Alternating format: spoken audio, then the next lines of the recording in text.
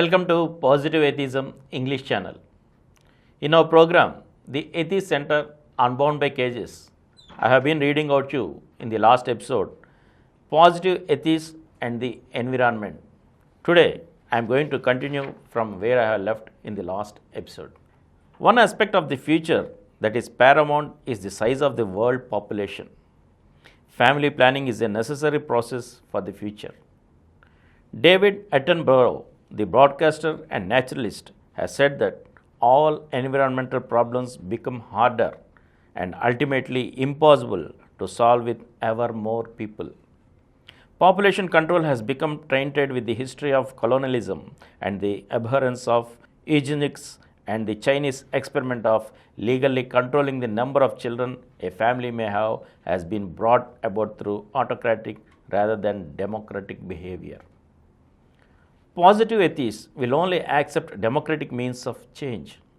Humanists have been supportive of family planning since Annie Besant in 19th century England and Indumati Parikh in 20th century Mumbai. The hospital at the Atheist Center offers education and medical information on family planning. Mrs. Parikh provides a superb model in her work in the slums. Her method involved education, health assistance, and economic advancement, the three prime essentials for progress in reducing the population. A woman who is sure that the health of her child will be good and that she will have the means to support her family even to old age will not need to have excessively large families. Fatalism is damaging when people think of the environment. It is no good to look at the future and think, oh well, what will be, will be. Or even worse, God is preparing the end of the world for us. In this sense, theism is not a good basis for preparing for a sustainable future. However, the task is vast and atheists will work with people of all beliefs to act for the future of the environment. There is a kind of hopelessness which can engulf us when we think of the vastness of the task ahead.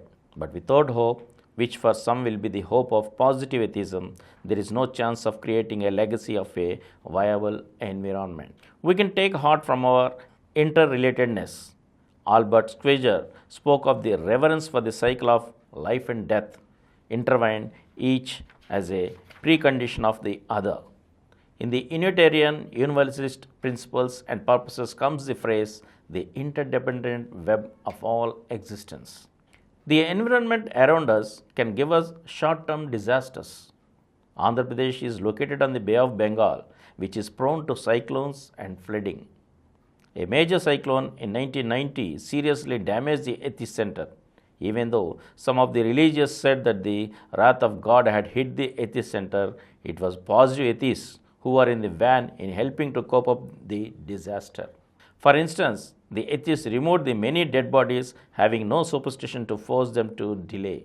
Later came help with food and repairs. Restoration of livelihood was a key part of the recovery.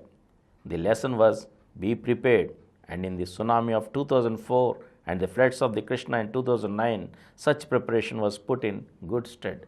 They developed a move from a culture of reaction to a culture of preparedness.